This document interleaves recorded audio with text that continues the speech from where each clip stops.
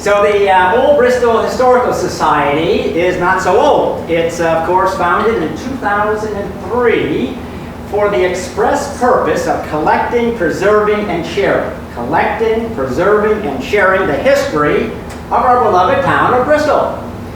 And we are at a very important juncture in our history with the acquisition, of course, of the Pemaquid Mill and the old Poole Brothers retail building. We have high hopes of doing many things with those two actual places. Firstly, we're going to be, of course, restoring the old Pemaquid Mill. Yay. Absolutely. Not to necessarily a working mill that's sawing actual logs in that kind of way, but restoring it to perhaps around the 1820s when it was originally built. But we're planning that all out. Also, in that Pemaquid Mill, we hope to have a museum to store all of our artifacts and memorabilia of the town of Bristol in that new museum. But also in the retail building, that will become the new headquarters for the Old Bristol Historical Society. We'll have our offices there. We'll have a special kind of display area there for Bristol history. We'll also have a research center there for genealogy and Bristol history as well. And perhaps most importantly, we hope to have an archive and repository for all of our rare documents, our pictures, our photographs, our letters, our journals, all of the historical material of the town of Bristol. So that will be in the new archive that we hope to build probably within a year if we are financially able to do that. We need probably about $24,000 to $25,000 to do it. We have presently about $11,000 to $12,000 currently on hand. So if anyone would like to make a little gift, we would be very open to that. It's simple. But the other thing is, first and foremost, if anyone would like to be a member of the Old Bristol Historical Society, we would love to have you join. On with the show. So I'll introduce Chuck. Everyone knows Chuck anyways, but I'll give you his little background. Chuck grew up in Damerscott, Maine, went to Lincoln Academy, then went on to the University of Maine, where he took a degree in archaeology and anthropology. He then stayed on for a master's degree in historic archaeology at Cornell. Then he went to the University of Maryland, where he took another master's degree in library science. Now, Chuck has been doing archaeology here ever since he was a boy. He started in the 1970s working with Helen Camp and Bob Bradley and some of the other archaeologists here in colonial Pemaquid, but then went on to a career in all different kinds of things. He worked for the Maine Historical Society. Chuck then went on to the National Cowboy and Western Heritage Museum in Oklahoma City. He then moved over to the Political Commercial Archive at the University of Oklahoma.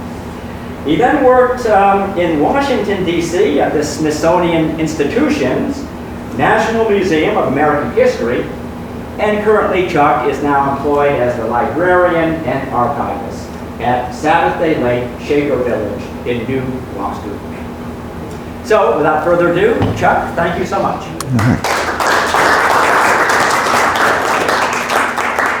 Okay. Well, thanks for everybody coming this evening on this beautiful night. Once again, the town of Bristol is at a historical and heritage-preserving crossroads. In fact, the topic of my presentation is actually a description and explanation of this declarative statement. Why again? 110 years ago on Thursday, July 22nd, 1909, the town of Bristol dedicated the monument of Fort William Henry. It was by this event that Bristol set an historical precedent to memorialize and preserve a famous historical structure that had meaning to the Bristol community as well as to the state of Maine.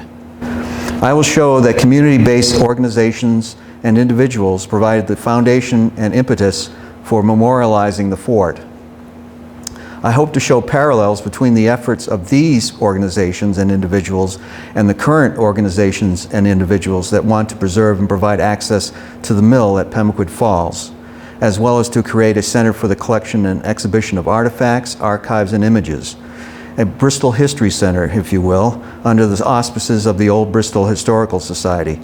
So my focus will be on the events that occurred at the fort site after Colonel David Dunbar was forced to relinquish his hold on the fort up through William Henry's dedication in 1909. First, however, for those of you unfamiliar with the Pemaquid forts, I can't help but give you a very brief recap of their history. It is this history, after all, which makes the present memorial so fitting and deserved. So, the forts of Pemaquid through David Dunbar, 1630 to 1737. The earliest fort was probably no more than a fortified trading post or warehouse. Built around 1630, around the time Pemaquid became a year-round settlement, it is often referred to as Fort Pemaquid or Shirt's Fort, named after Abraham Shurt. Shirt's fort was destroyed in 1676 when Native Americans raiding settlements all along the coast made their way to Pemaquid, forcing the settlers to flee to Damascove Island. We think the remains of it are just south of the current Colonial Pemaquid Museum. That really doesn't look anything like, but I had to have something up there. In 1677, the British built and garrisoned Pemaquid's first true fort, realizing that if they were to be successful in populating and guarding the frontier, settlers would need better protection. We know that Fort Charles was made of wood and was surrounded by a wooden palisade. Also that it was located near the present memorial, but did not encompass the Big Rock, which later provided cover to Native Americans during a surprise attack in 1689. The fort fell and was burned not only because the attack caught soldiers by surprise, but because it was woefully undermanned and ill-equipped. By this time, Pemaquid had also become an important location for the strategic defense against French Acadia. So, 3 years after the destruction of Fort Charles, the government of Massachusetts began the construction of Pemaquid's third fort, Fort William Henry. Fort William Henry was to be a true stone fort, the first one built in North America, north of St. Augustine, at the enormous cost of £20,000 paid by Massachusetts. Despite the large amount of money spent on it, it had serious design faults, poor quality masonry, poor quality mortar, and while the infamous rock was included within the walls, the source of the drinking water laid outside the walls. In August 1696, 323 years ago, the fort fell to a combined assault by 100 French soldiers and 500 Indians. Despite calls to rebuild the fort, Pemaquid was virtually abandoned for 33 years. Then in 1729, along came Colonel David Dunbar, the Surveyor General of the King's Woods in North America, with a scheme to resettle this abandoned and forgotten land and create a new royal province to be called Georgia, located between the Kennebec River and the St. Croix. Although he was seeking royal authority to do this, he had not received it when on his own initiative and at his own expense, he brought Scots-Irish settlers to the area, promised them land, established several townships, and rebuilt the fort basically on the foundation ruins of William Henry. He named the fort Fort Frederick, after the young Prince of Wales, and the settlement became known as Frederick's Fort. Dunbar continued to dream of being reimbursed for his expenses and being named governor of the envisioned province. Since there are no images of Dunbar, I've chosen to represent him as Don Quixote, reflecting both the enormity and the unrealistic nature of his dreams. Why unrealistic, you ask? The governor of Massachusetts was Jonathan Belcher, and he was a sworn adversary of Dunbar. In fact, he once called Dunbar the bullfrog of the Hibernian fens. Moreover, Belcher and the powers that be in Massachusetts believed and argued that the Massachusetts Charter was still in effect and that former claimants to the land in Maine still held their ownership rights. They prevailed in their arguments, and in 1731, the British Attorney General and Solicitor General reported their conclusions to the Council of Trade and Plantations that the Crown, in fact, had no rights to these lands, let alone the right to appoint a governor. They concluded that the Massachusetts Charter was still in effect and the previous claimants to the land should not be disturbed in regaining possession of their lands. So I arrive at the main point of my talk tonight, which, sorry, I skipped one. One year later, on August 10th, 1732, the Queen Caroline ordered Dunbar to quit the possession of said lands. Dunbar remained in Pemaquid for another year before finally moving to Portsmouth to resume his role as Lieutenant Governor of New Hampshire. For the next 5 years, Dunbar continued to lobby Massachusetts to properly garrison the fort, but was unsuccessful. In 1737, Massachusetts voted to abandon the fort, and Dunbar returned to England, never to return to America again. So I arrive at the main topic of my talk tonight, which is the history of the site after Dunbar, Fort Frederick from the French and Indian Wars to the Revolutionary War. So we'll start with the remainder of Fort Frederick's life. As I just mentioned, by August 1737, the garrison had been disbanded and the fort was not in great shape. Governor Belcher, a most virulent hater of Dunbar, wrote to Home Secretary Popple, quote, "The Assembly would by no means be prevailed on to give any further pay or subsistence to the fort at Pemaquid. Indeed, it was a dishonor to His Majesty to have it called a fort, the dwelling house and barracks being encompassed only with a loose stone wall, little better than what is commonly made round a sheep pasture, and even that is almost wholly tumbled down." Not everyone in Massachusetts was hostile to Fort Frederick, however, and in 1739 the Massachusetts House took a renewed interest in this fort, defending the frontier, voting that it be re-garrisoned with 7 men. Belcher reports to the Board of Trade that he had done so because the Assembly called for this, but adds, quote, "In case of a war, I hope that place will be made tenable and reinforced. What Colonel Dunbar did there was but a sham pretense of making a fortification. When I was there 5 years ago, it was mostly tumbled down, being at first only a parcel of loose, dry stones laid one upon another, not much better than what we commonly make for a pens for sheep." End quote. He just can't get that, he just can't let go of that sheep analogy. But having excavated the officers' quarters of Frederick, Belcher's analogy is pretty accurate. Later in October 1739, the board reprimanded Belcher, saying, "Fort Frederick should be built into proper posture of defense. We are surprised that this has not been done before." So, Belcher didn't have to suffer, though, improving Dunbar's fort. In 1741, William Shirley succeeded Belcher as governor of the province of Massachusetts. He would serve 2 terms, presiding over Massachusetts and by extension Maine through both King George's War, which took place 1745 to 49, and the French and Indian War, 1755 to 59. Early in his governorship, in 1742, Shirley made his first excursion to Fort Frederick and, satisfied with what he saw, recommended that £700 be appropriated for fort repairs. In 1743, anticipating the outbreak of war between England and France, he appropriated another £134 for repairs and an addition of 6 men to the garrison. On March 15, 1744, war did in fact break out between England and France. 24 more soldiers were sent to Fort Frederick. It was at this time that hostilities with the native peoples resumed, and thus began the French and Indian Wars. A number of attacks were made upon Pemaquid throughout this period. On July 19, 1745, Captain Savage, in charge of the fort, reported an incident of Indians within 300 yards of the fort, and that a woman, perhaps by the name of Mrs. McFarland, broke away from them to safety.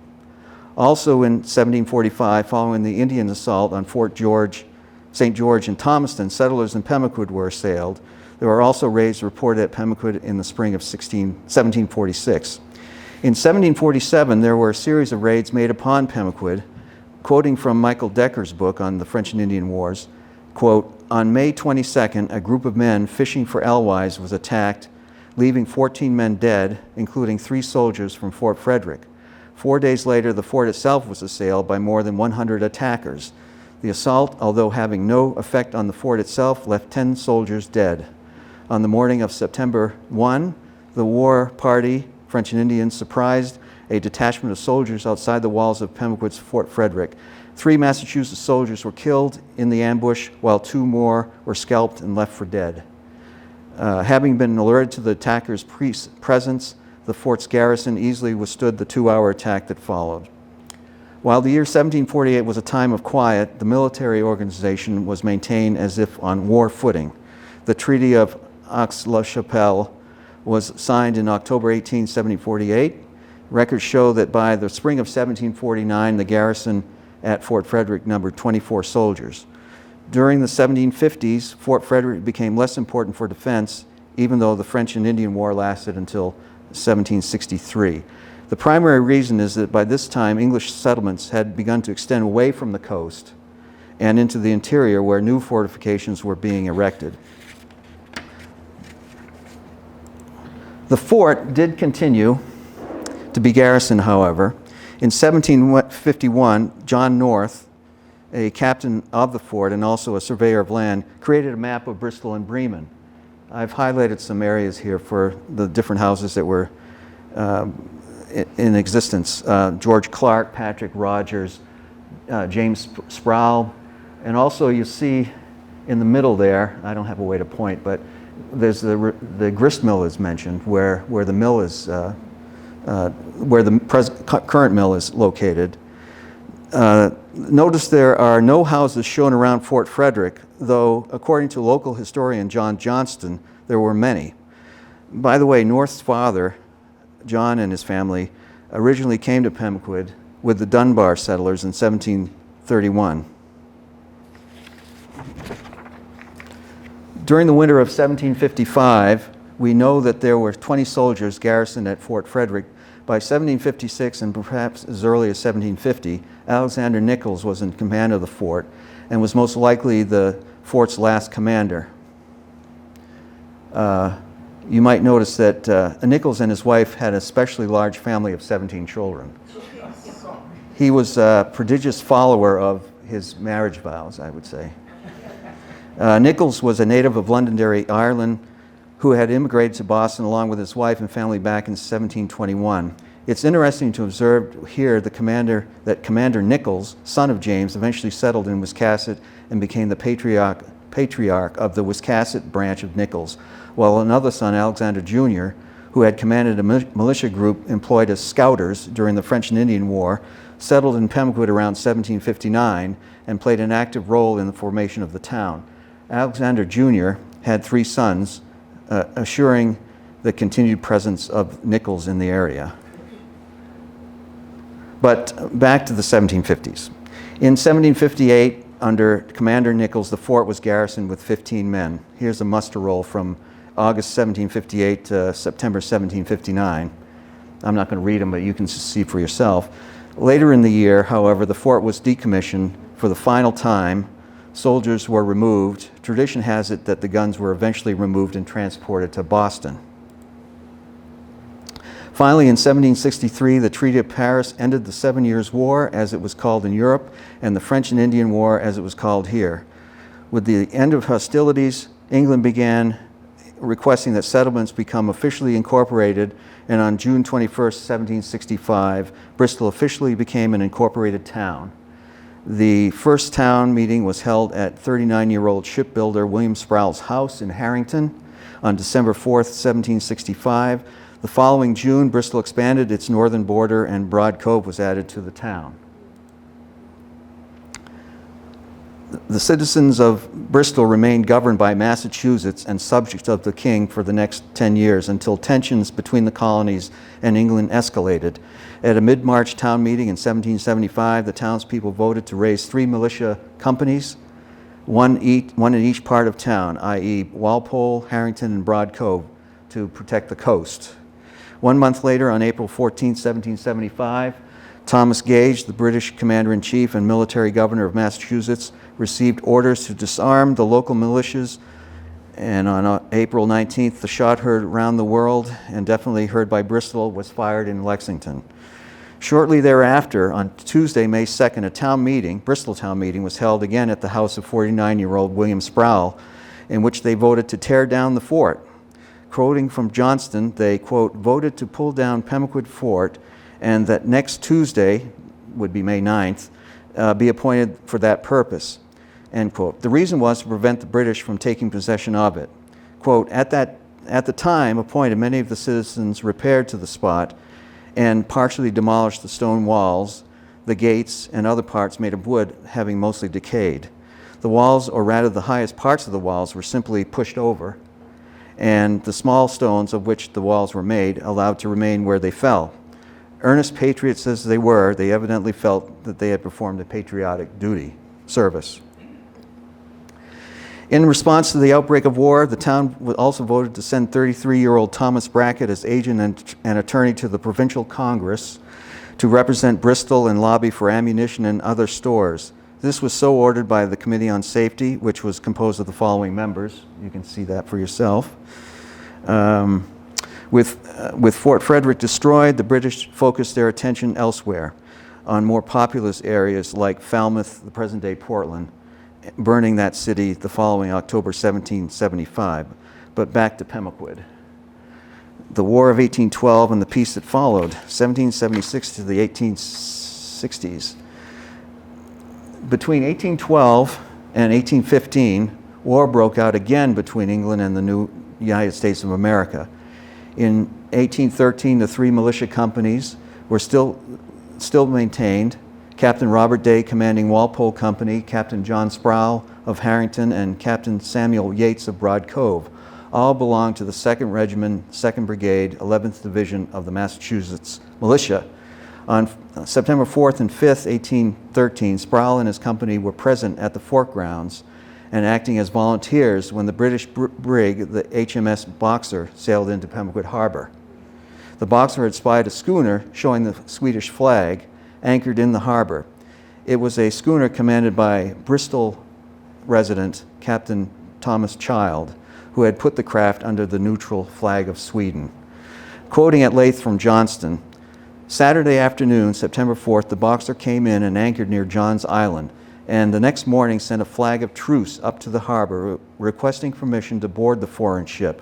The Harrington Militia Company Captain Sproul had been called out that afternoon for drill, and word being sent them of the appearance of a British ship in the mouth of the Pemaquid Harbor, Captain Sproul, with part of his men, repaired to the site of the old fort and were there on the approach of the flag.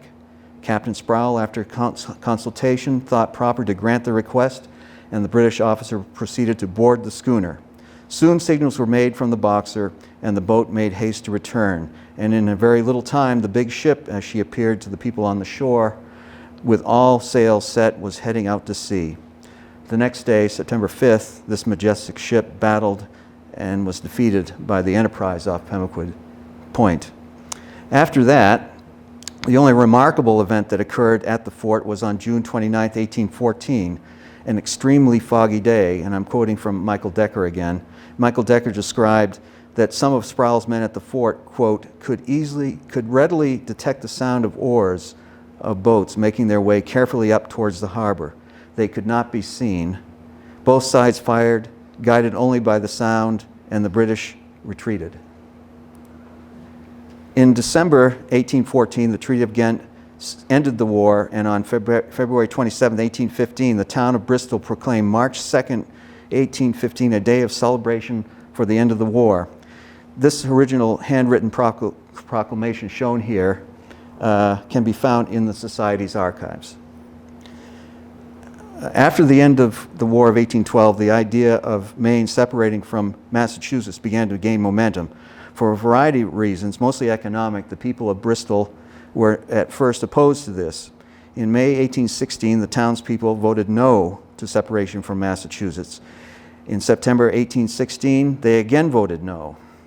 It took several years for the town to change its opinion, but on July 26, 1819, Bristol finally voted in favor of Maine's separation from Massachusetts. The following March, 1820, Maine became the nation's 23rd state following the Missouri Compromise, which allowed Missouri to enter the Union as a slaveholding state and Maine as a free state. Transitioning so far, we have mentioned the Fort House. We haven't mentioned the Fort House yet, or the area surrounding the fort, now called Colonial Pemaquid, and this is a good place to do so. Remember the last commander of the fort, Alexander Nichols? It was his son, Alexander Nichols Jr., who probably built and first occupied the Fort House.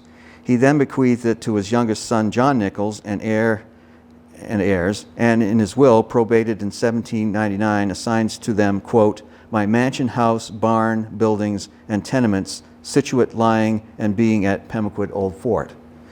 By 1840, Samuel Blaisdell possessed the house, and in 1845, Colonel James Erskine purchased it from Blaisdell.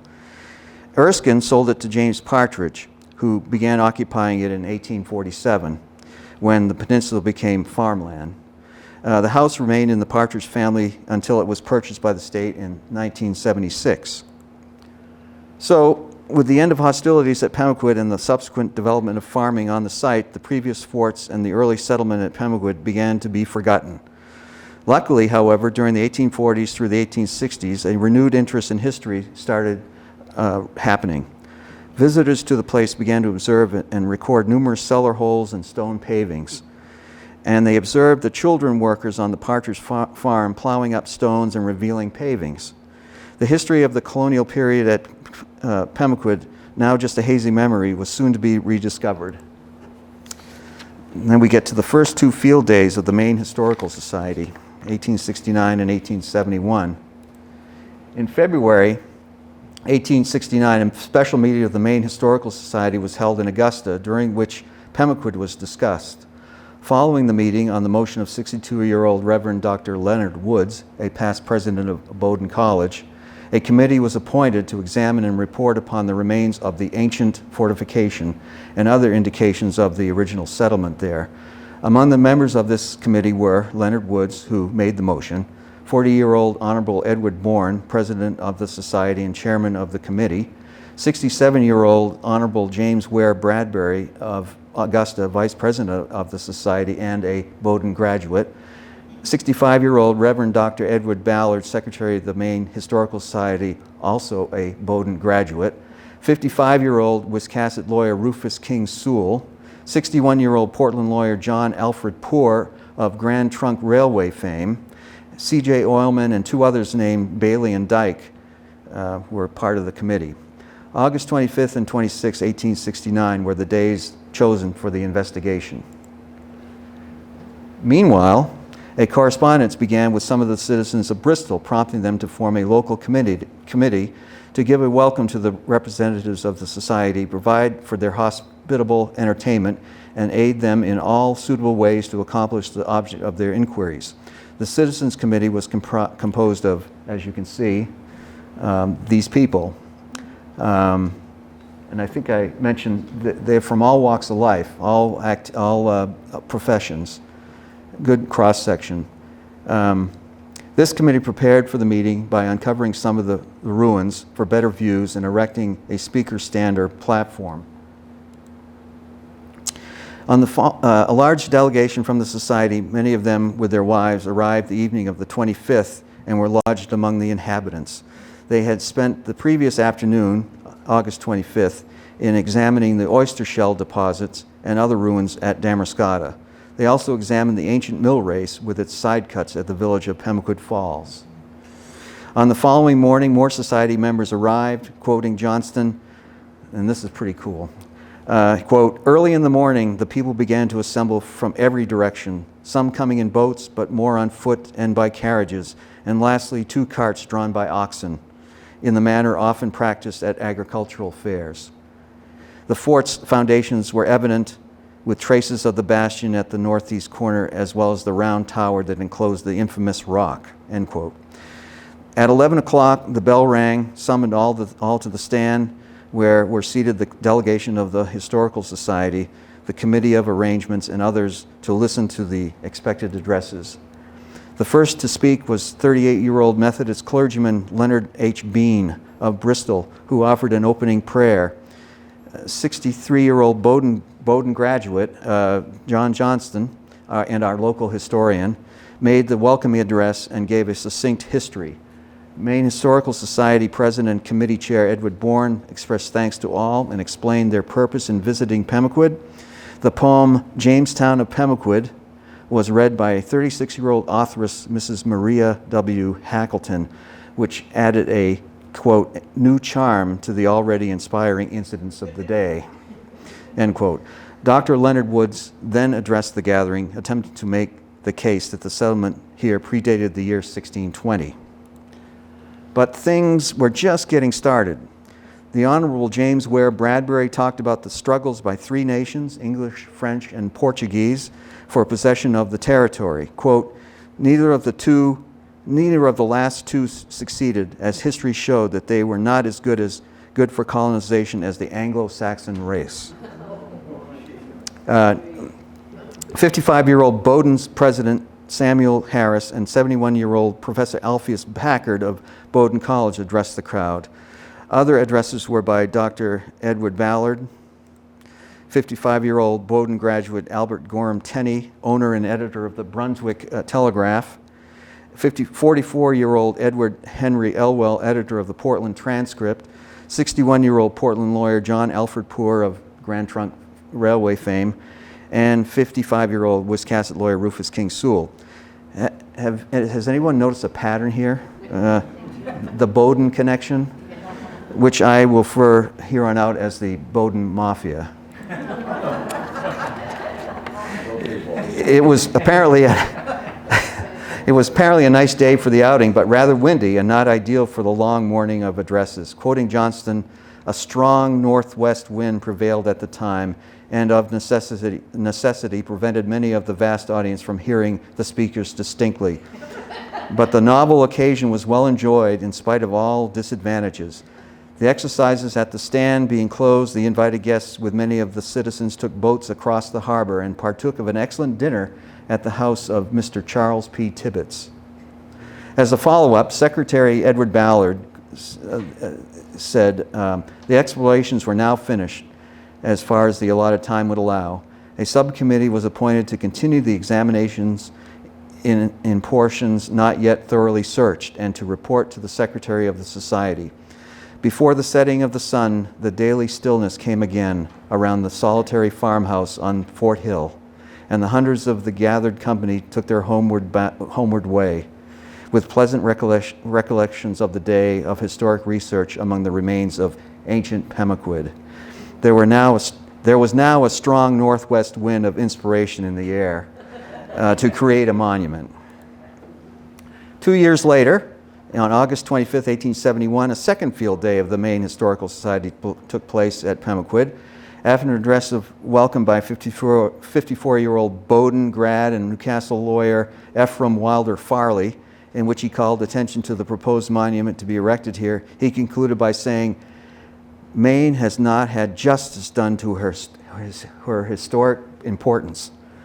Mr. Farley was followed by 74-year-old Bowdoin grad Edward Emerson Bourne, president of the society, who said that evidence was rapidly accumulating that here the first action of civilization in New England commenced. An important fact, though not really accurate, he thought worthy to be inscribed on the proposed monument, quote, "This was the initial of New England colonization." Judge Bourne excused himself from speaking at length as he said he was suffering from a severe cold and deemed it imprudent to continue. Bowdoin grad and 52-year-old schoolteacher James H. Hackleton of Bristol was then introduced. He spoke of the incredulity with which many people regard the evidence of the existence of an ancient city with paved streets in Pemaquid. He then proceeded to read extracts from several affidavits showing that what the present inhabitants knew about the remains, pavings and cellar holes. Mr. Hackleton stated that this evidence had been taken at different times and places, and most of it sworn to him before as justice. The next speaker was 42-year-old astronomer lawyer Charles W. Tuttle of Boston, who commenced by alluding to the wreck of the ship Angel Gabriel in Pemaquid Harbor in 1635. An ancestor of his, John Tuttle, had been a passenger on this ship. 58-year-old retired merchant Charles Dean, Esquire, secretary of the Massachusetts Historical Society, spoke enthusiastically of the magnificent bays and headlands of this coast and of the beautiful scenery in the vicinity. Alluding to the mysteries of the ancient settlement, he reasoned why he had no account of it was that the chain of tradition was broken by the entire depopulation of the place, and more than 20 years elapsed before it was resettled. Professor John Johnston of Middletown, Connecticut, our local historian, then addressed the meeting and gave many interesting items in relation to the place. He also promoted his new book, The History of Bristol and Bremen. At about 4 p.m., the program ended and the assembly adjourned to the dinner tent for their meal because many of the people were not able to arrive by barge and attend. It was decided to continue the exercises the following day, and word was accordingly sent to the surrounding towns to that effect. On the second day, the weather proved fine, and at an early hour the people began to assemble. The Damerscotta Cornet Band was on hand with fine music. Long Cove sent a delegation of singing maidens in a gaily decorated rustic car, and heavily loaded boats and teams came from all the country around. At 11 a.m., the assembly was called to order by the chairman, and the proceedings were opened with a prayer by 73-year-old Universalist Reverend William A. Drew of Augusta. Mr. Arnold Blaney of Bristol then made some remarks concerning the proposed monument and announced that the site for it had been donated by 54-year-old James W. Partridge, the owner of the land on which they were assembled. Blaney also said that the books were now open and that $1 would make anyone a member of the Pemaquid Monument Association. Now feeling better, Judge Bourne then resumed and completed his remarks regarding Pemaquid being the initiation of civilization into New England. After this, Charles Dean of the Massachusetts Historical Society described early voyages to New England, while Charles Tuttle remarked about the archaeological relics found here but not found in Massachusetts. He was interrupted by the call to dinner, again served under the Big Tent. The meeting resumed with the address by 64-year-old Leonard Woods of late of Bowdoin College. In the course of his remarks, he mentioned that he had just overheard a young lady. He just heard this young lady remark of the seemingly elderly members of the Historical Society present, quote, "If these are fossils, they are the spryest fossils I ever saw." He paid a tribute to the hospitality of the Bristol people and expressed his pleasure at finding so much interest in historical matters shown them. A descendant of Thomas Giles by the name of Mrs. Foster of Rockport was then introduced, followed by the introduction of 38-year-old, she's making a comeback, Maria Hackleton, the schoolteacher's wife, who recited her original poem, A Tale of the Winding River, which was loudly applauded. At 2 p.m., the meeting adjourned to the tent, where remarks continued, followed by a visit to the archaeological features at Lewis Farm on the opposite side of the river. Thus ended the second field day of the Maine Historical Society. We're going to talk about the incorporation of the Pemaquid Monument Association and the formation of the Pemaquid Improvement Association. There was now a momentum building for a monument to be built. The following January 1872, the Pemaquid Monument Association, to which Arnold Blaney had referred earlier, because the books are open for donations, became incorporated. Its stated purpose was to erect and maintain upon or near the site of the ruins of Fort William Henry an appropriate monument, quote, commemorative of the early European settlement or settlements in that locality.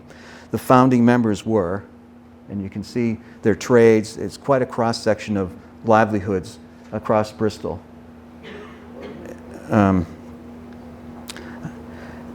So I'll let you soak that in for a second. Okay.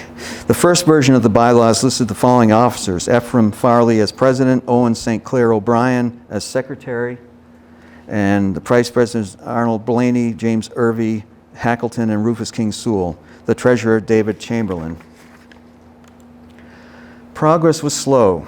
16 years later, by 1888, with the publication of the Pemaquid Memorial Association's charter and revised bylaws adopted on November 7, 1887, the focus seemed to be on documentary evidence.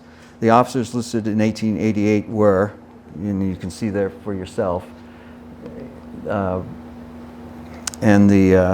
this time the Pemaquid Monument Association also had a board of directors. They were starting to broaden out their scope. I mean, they were bringing in people from Wiscasset and Dresden, and later you'll see Damerscotta. But the publication committee members, Rufus King Sewell, Howard E. Hall, and 60-year-old harness maker James H. Varney, urged, quote, every citizen who feels an interest in perpetuating the history of Maine should contribute to this work and is solicited to subscribe to the membership of this organization. In the mid to late 1880s, aid to the cause came in the person of one John Henry Cartland, a nephew of James Partridge, owner of the Fort House and grounds. Cartland was born in Vassalboro, Maine in 1841 to parents Elijah Pope Cartland and Sarah Brackett Partridge, the sister of James W. Partridge. Cartland had attended schools in Winslow and also the phonetic school at Wyndham Center. He had also spent 1.5 terms at Oak Grove Seminary in Vassalboro under the management of the Society of Friends, Quakers. By the time he was 20, Cartland was fishing and living in Bristol Mills. Later, he worked with his father in the business of carpentry and masonry, skills that would later prove invaluable. By 1880, he was a brush maker in Wakefield, Massachusetts, but later became the steamship agent for the Eastern Steamship Company. By 1900, he was living as a boarder at the Partridge home. During his early visits to Pemaquid and later while living there, Cartland developed a great interest in the history, remnants, and relics of Pemaquid's past and became a tireless promoter of the site. He wrote 2 books about Pemaquid history, 10 and 20 Years at Pemaquid, published in 1899 and 1914, respectively. The 1920 census has him listed in the construction industry associated with Castle Pemaquid. He died on November 25, 1920, at the age of 79. In 1893, Cartland was one of the founding members of the new Pemaquid Improvement Association, formed to aid the Pemaquid Monument Association. Its primary mission was to help raise money to build a fort monument. The first meeting of the Pemaquid Improvement Association took place on October 31st, 1893, at the house of 47-year-old postmistress Jenny E. Lewis, daughter of James Partridge, and in the room occupied as the Pemaquid Beach Post Office. In addition to the 52-year-old Cartland, those attending were George Lewis, Albert Sproul, Lorenzo McLean, Augustus McLean, George Tarr, and the 2 other children of James Partridge, Henry Partridge and Lincoln Partridge. Some of you probably know the story, but tragically Lincoln would die in 1907 while saving the life of fellow attendee George Tarr in a portable sawmill accident.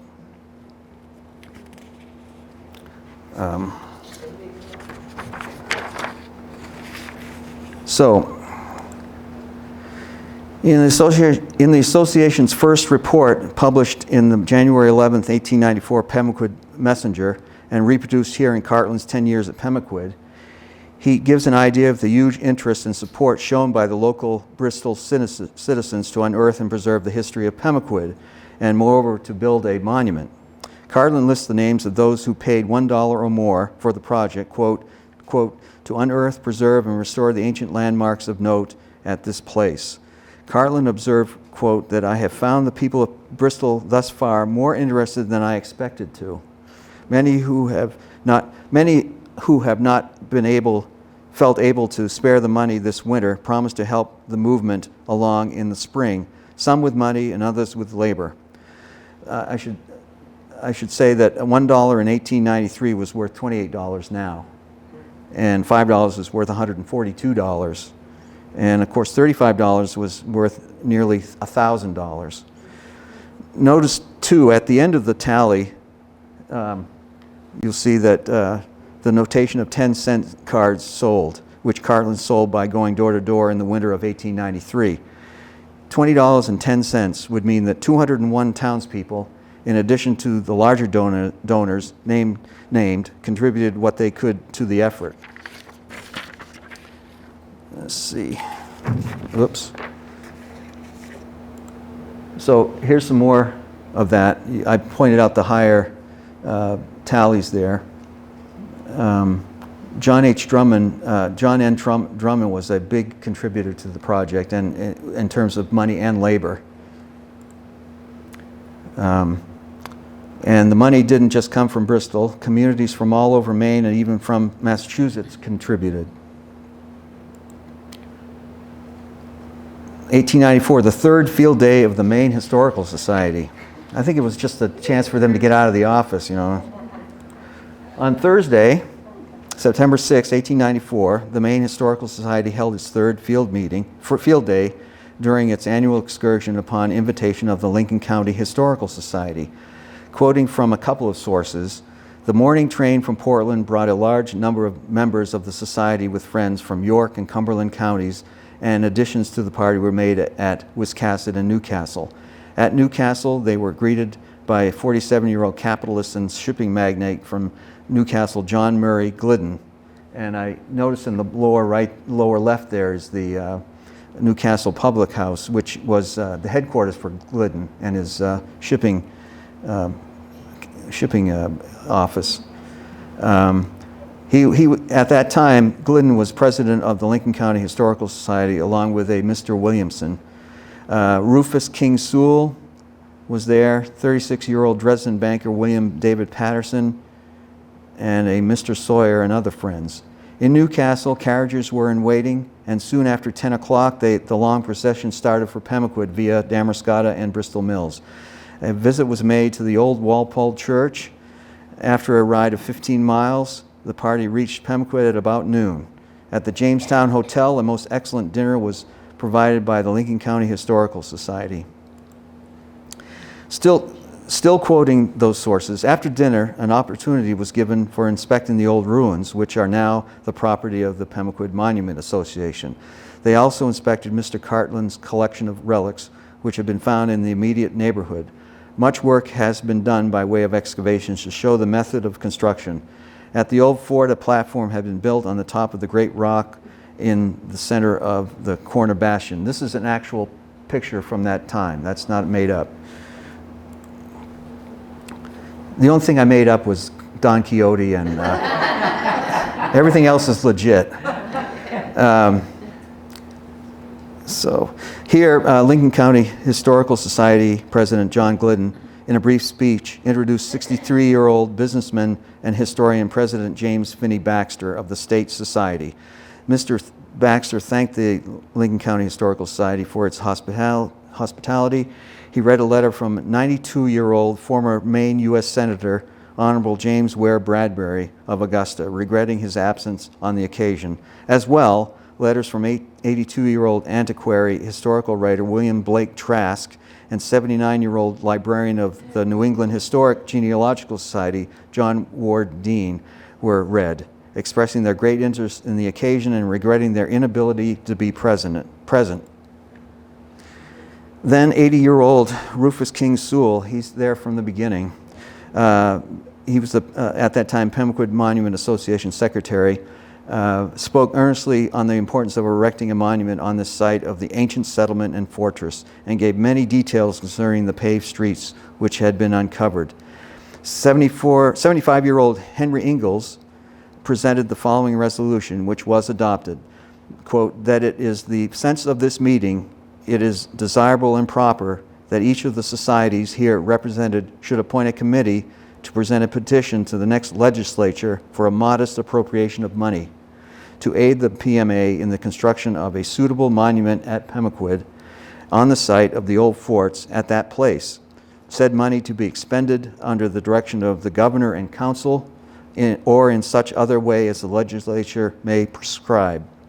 The 36-year-old Edwin Carey Whittemore, Reverend of Damerscotta, was asked to speak in behalf of the Lincoln County Historical Society, and at the close of his remarks, the meeting adjourned. The party returned to Newcastle, where in the evening, members of both societies with invited guests were entertained at Gladysfen, the home of Mr. John M. Glidden at Newcastle. That's it in the background there. So on Friday, the 7th of September at 10 o'clock in the morning, the Maine Historical Society held a meeting in the Congregational Church vestry at Newcastle for the reading of papers. In the absence of President Baxter, 56-year-old Civil War veteran and 1860 Bowdoin graduate General John Marshall Brown presided. 57-year-old Dr. Henry S. Burge, editor of the Zion's Advocate in Portland, read a paper on the first mention of Pemaquid in history, illustrated by an outline map of the coast of Maine. And 62-year-old Henry O. Thayer, read the facts definitely known concerning Pemaquid prior to 1625.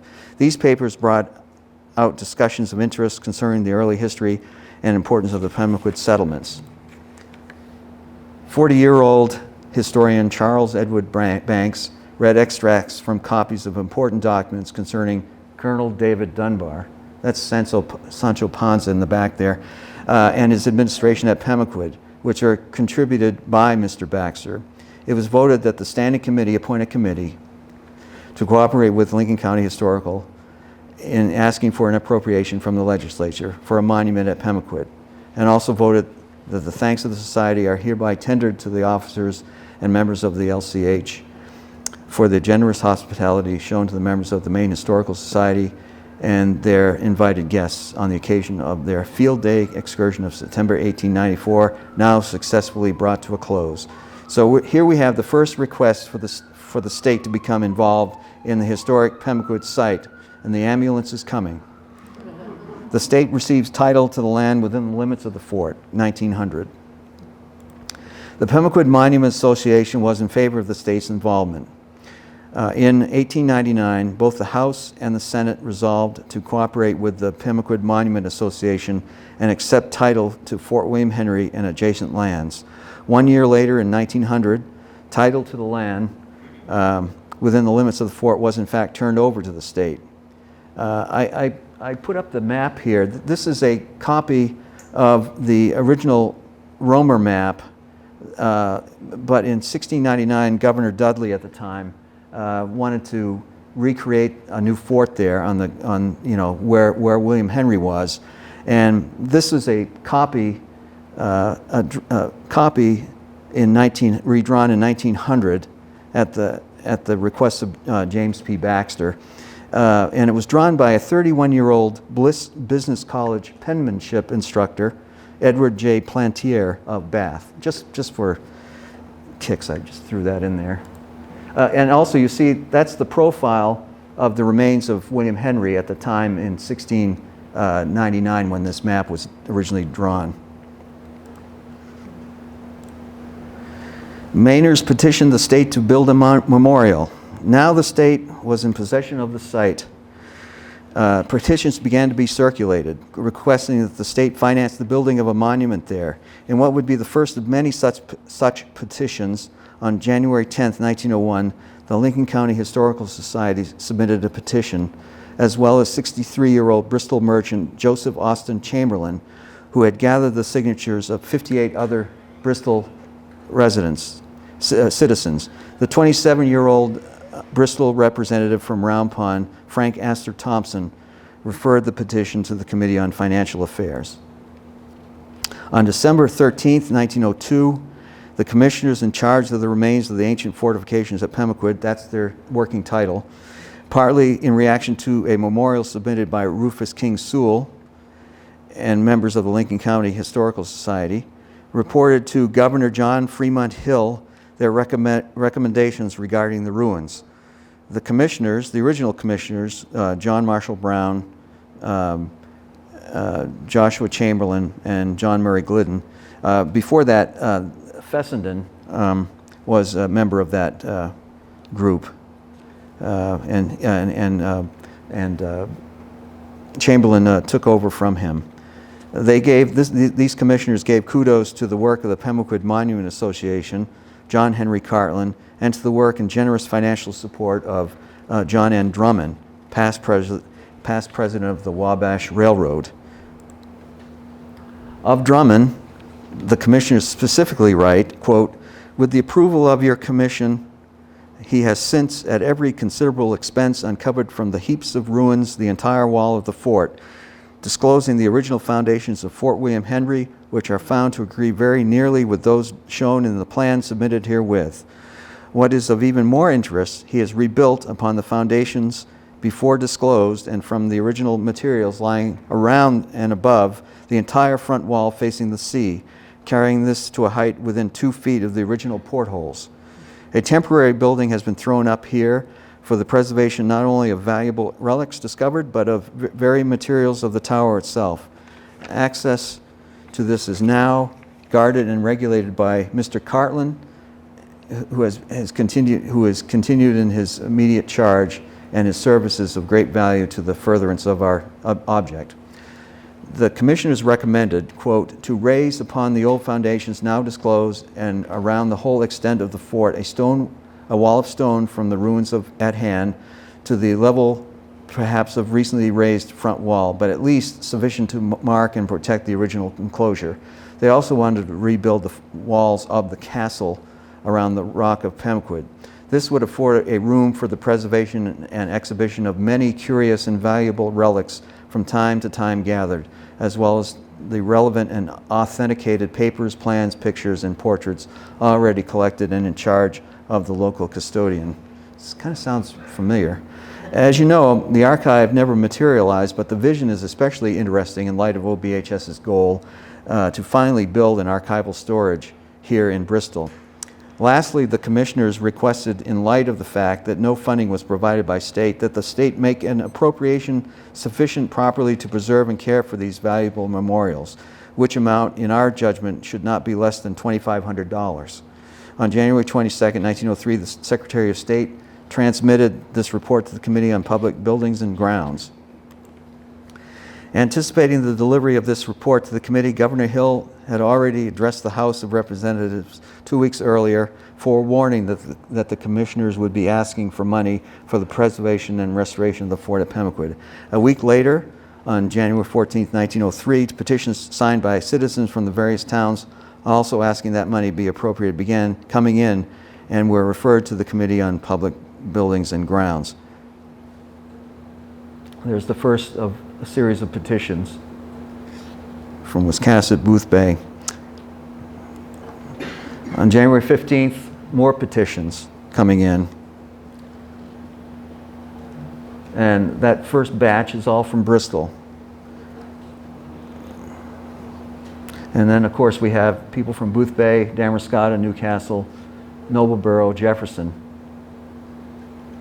petitioning as well. January 16th, Dresden, 28th, Bangor, and Augusta. The measure was in process now, going through various committees. On January 29th, resolved in favor of appropriation for the preservation of the remains of Fort William Henry, now the property of the state of Maine, was referred to the Committee on Federal Relations. On January 30th, the resolve for an appropriation was considered. The resolve was referred to the Committee on Public Buildings and Grounds and sent to the Senate. On March 13th, report of the Committee on Public Buildings and Grounds reporting ought to pass on resolve for an appropriation. 1904, the building and dedication of Fort William Henry, finally. 1904, 1909, and beyond. Finally, in 1904, the legislature voted to appropriate fully the recommended sum of $2,500 to be used for a memorial. 3 years later, in 1907, it would appropriate another $3,000. Reconstruction plans would be drawn by 41-year-old Austin William Pease, an architect from Portland. On July 4th, 1907, a contract between 56-year-old Mason George E. Little, pictured here at the age of 83, with his great-grandson, I think, and this was a contract between him and the state of Maine for the erection of a tower of Fort William Henry, and was signed at that time. Little would receive $3,875. The Fort William Henry Memorial was completed in the summer of 1908, but its dedication would be held during the next summer. Finally, on Thursday, July 22nd, 1909, the memorial was dedicated by the Maine governor and representatives from Maine and Massachusetts. A reporter from the Lewiston Evening Journal covered the event, and I'll be quoting him extensively. Headline reads, "Dedication of State Tower, a day full of historical significance to all Maine. Great gathering at Pemaquid about Fort William Henry, Governor Fernald, General Chamberlain, and other distinguished speakers at exercises."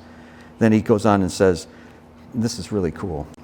"The feet of the daughters of the American Revolution and of the earnest students of history have alike trod the green turf here at Pemaquid Beach today, where, looking eastward to the sea, rises the restored castle tower or flanker of the old Fort William Henry, whose rise and fall near the close of the 17th century are a part of the romance and the tragedy of the Maine coast.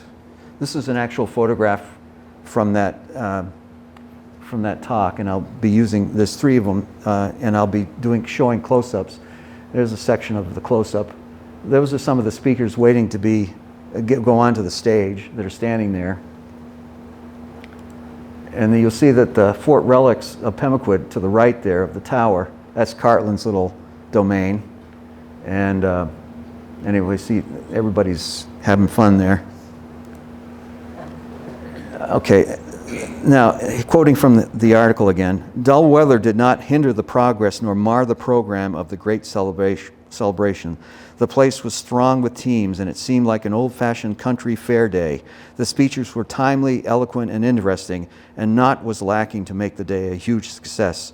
Fully 1,500 people are here.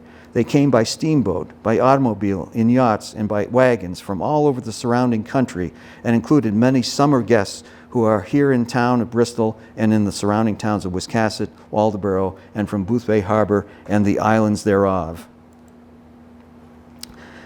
Bert Manfred, the governor, with a party of about 30, dined at the Bayview House before going over to the new tower.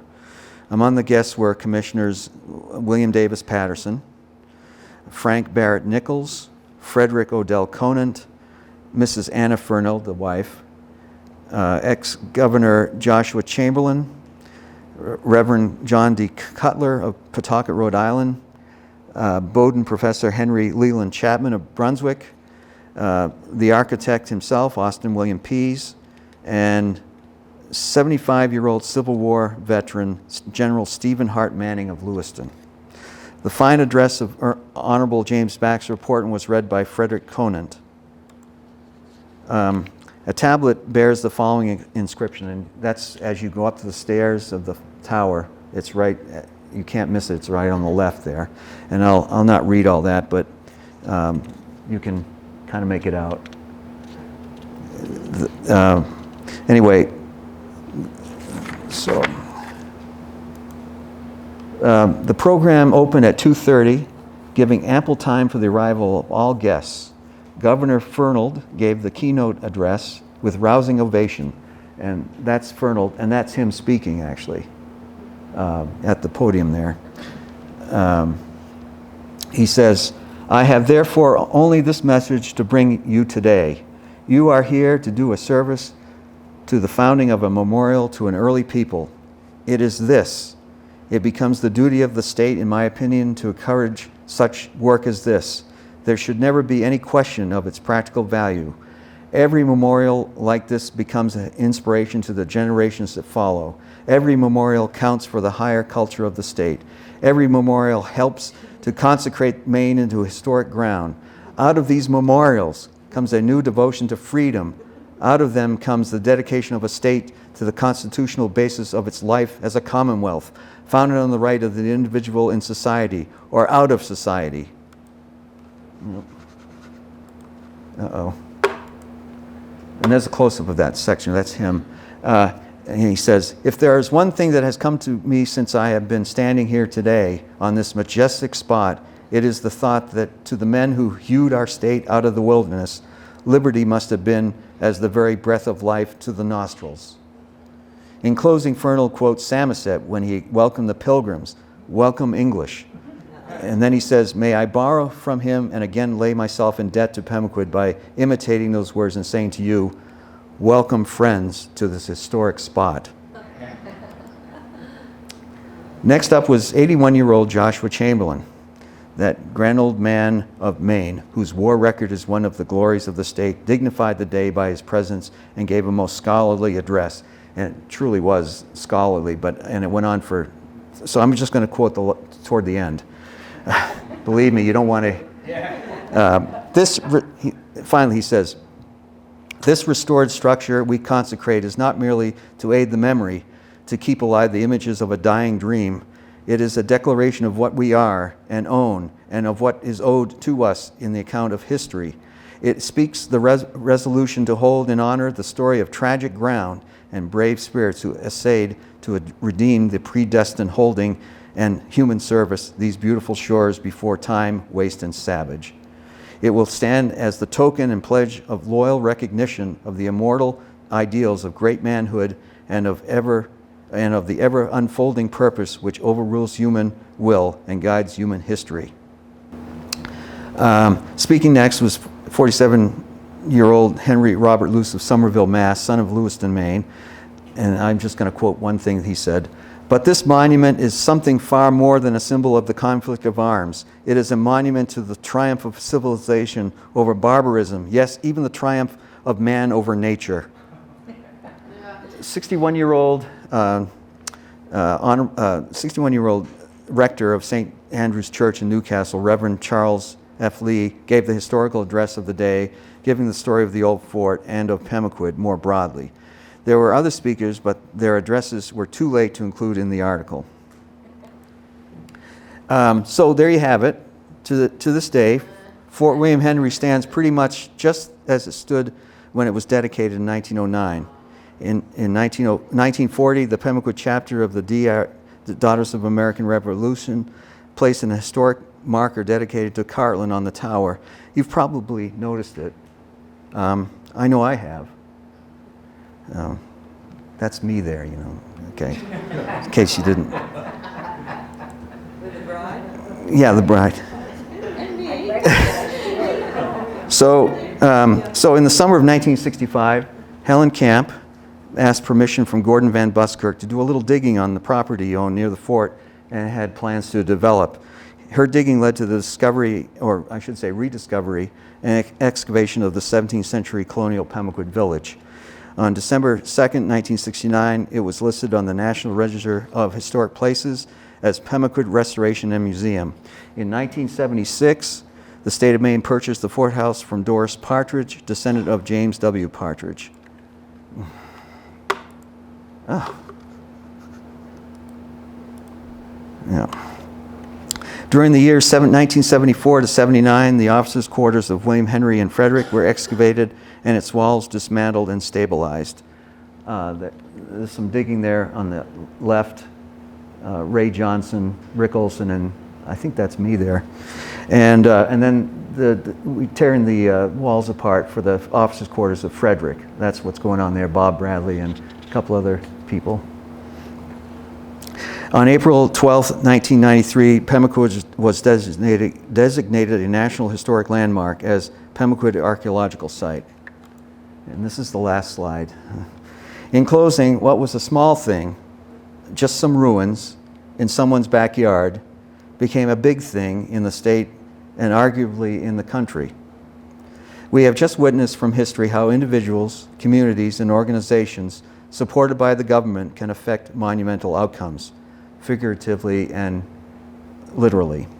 This long sustained effort to memorialize Fort William Henry now serves as an example to our current efforts to preserve Bristol's history.